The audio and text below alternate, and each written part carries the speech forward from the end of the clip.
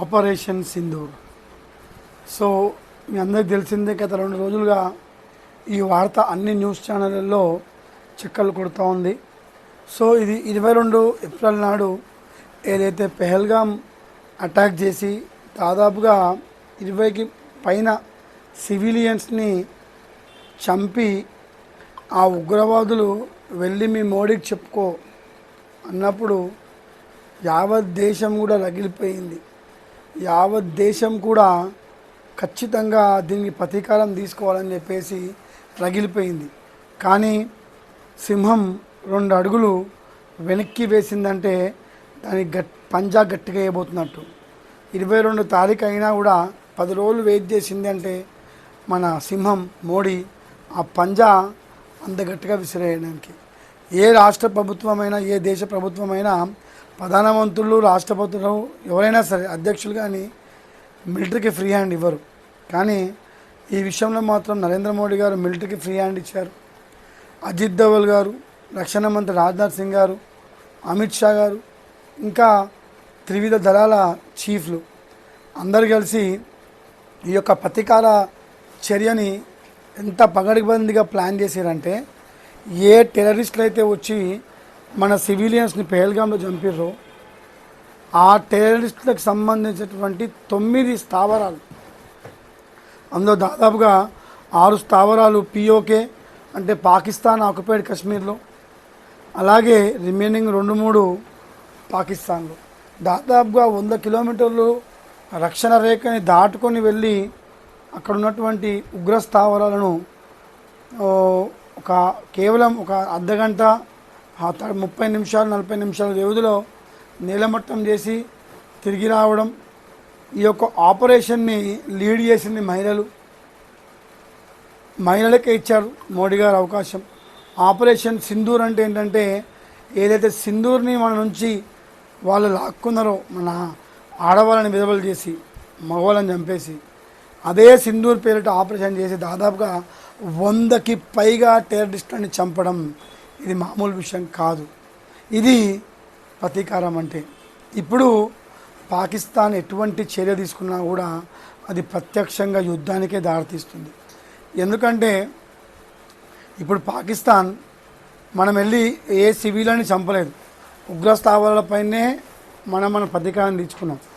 ఒకవేళ పాకిస్తాన్ ఎటువంటి దుశ్చర్యకి పాల్పడ్డా కూడా అది యుద్ధానికి దారితీస్తుంది. అది పాకిస్తాన్ వాళ్ళకు గుర్తు తెలుసు.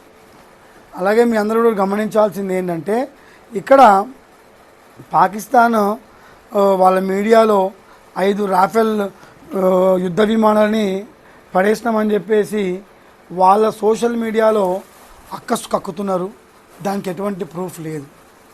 అలాగే నేలమట్టం చేసిన వీడియోస్ లేవు. కేవలం ఏంటంటే సోషల్ మీడియాలో ప్రజలని, అలాగే భారతీయులని కొంత తప్పుదోవ పట్టించడానికి అది చేస్తాం ఇది చేస్తాం అని చెప్పేసి వాళ్ళ సోషల్ మీడియాలో చెప్పడం జరుగుతుంది. ఏదేమైనా సరే, నేను చాలామంది తల్లిదండ్రులకు అందరికి కూడా సూచన ఏం చెప్తున్నానంటే, అందరూ కూడా దయచేసి మీ యొక్క బిడ్డని దేశం కోసం ఆర్మీలో జాయిన్ చేయండి. ఇవాళ దేశ సరిహద్దులలో ప్రాణాలకు తెగించి మనల్ని కాపాడుతుందంటే వాళ్ళే. ఇవాళ 140 కోట్ల మంది ప్రతీకారం తీర్చుకోవాలని తగులుతుంటుంటే, ఈ 140 కోట్ల మంది తరపున బకాల్తా పుచ్చుకొని మరీ ఆపరేషన్ సింధూర్ చేసింది ఆ ఆర్మీ బిడ్డలే, ఆ ఆర్మీ జవాన్లే, ఆ ఆర్మీ యోధులే. కాబట్టి ఇక్కడ ప్రతీకారం తీర్చుకుందాం అనడం వేరు, కానీ ప్రతీకారం తీర్చుకోవడం వేరు. ఇది మన భారతీయ ఆర్మీ యొక్క గొప్పతనం. అలాగే ఇక్కడ చూడండి, రాజకీయాలు ఎలా ఉన్నా సరే ఇలా అఖిలపక్ష భేటీలో కూడా అన్ని పార్టీలు కూడా ఆపరేషన్ సింధూర్కి సపోర్ట్ చేసినాయి. కాంగ్రెస్ పార్టీ దగ్గర నుంచి, ఎంఐఎం ఓవైసీ దగ్గర నుంచి వివిధ రకాల పొలిటికల్ పార్టీస్ కూడా ఈ అఖిలపక్ష సమావేశంలో ఆపరేషన్ సింధూర్కి 100% సపోర్ట్ చేస్తారు. అలాగే ఇప్పుడు గుర్తుపెట్టుకోండి, ఒకవేళ పాకిస్తాన్ ఏదైనా దుశ్చర్య తీసుకుంటే మాత్రం ఆపరేషన్ సింధూర్ 2కి భారతదేశం సన్నద్ధమై ఉంది.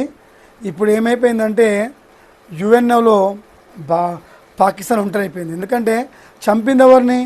టెర్రరిస్టులని. అయితే మనము వాళ్ళ దేశానికి వెళ్ళి మనము బాంబులు వేసినప్పుడు యుఎన్ఓలో మనం చెప్పుకోనికి ఉంటుంది. ఎందుకంటే మా ఆత్మరక్షణ కోసం మేము వెళ్ళి వాళ్ళని చంపినామని చెప్పేసి యుఎన్ సెక్యూరిటీ కౌన్సిల్లో భారతదేశానికి చెప్పుకునే అవకాశం ఉంటుంది. ఇది చెప్పుకోవడమే కాకుండా మనల్ని మనం కాపాడుకున్నటువంటి ఒక చర్య ఇది. సో ఏదేమైనా సరే ఆపరేషన్ సింధూర్ ద్వారా దేశ ప్రజలందరూ కూడా చాలా సంతోషంగా ఉన్నారు. అయితే ఒకవేళ యుద్ధం వస్తే మన ఇంటెలిజెన్స్ వాళ్ళు ఒక 3 సెక్షన్స్గా 3 కేటగిరీస్గా డివైడ్ చేస్తారు.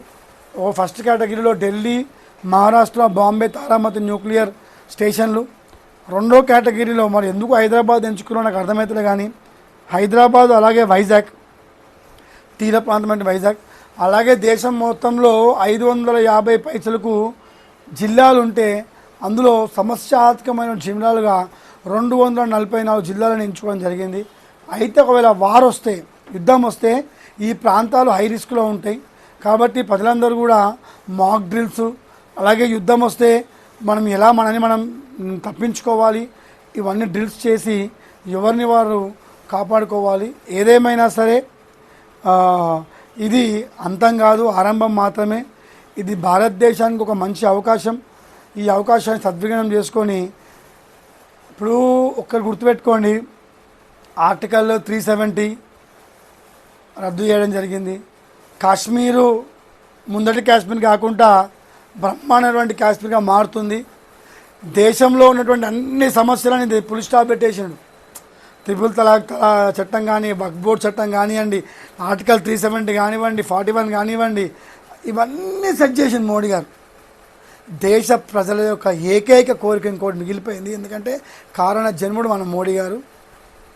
POK, పాకిస్తాన్ ఆక్యుపైడ్ కాశ్మీర్ని ఎంత త్వరగా అయితే అంత తొందరలో మన భారతదేశంలో విలీనం చేస్తే అఖండ భారతదేశాన్ని సాధించినటువంటి ఏకైక యుగ పురుషుడిగా మోడీ గారు చేతిలో నిలిచిపోతారని చెప్పేసి కోరుకుంటూ, ఏదేమైనా సరే ఆపరేషన్ సింధూర్ని అందరూ సపోర్ట్ చేయాలి. ఆపరేషన్ సింధూర్ 2 కూడా మనం సపోర్ట్ చేయాలని చెప్పేసి కోరుకుంటూ, మీ Srikanth Ankam signing off Srikanth vision YouTube channel. Thank you very much.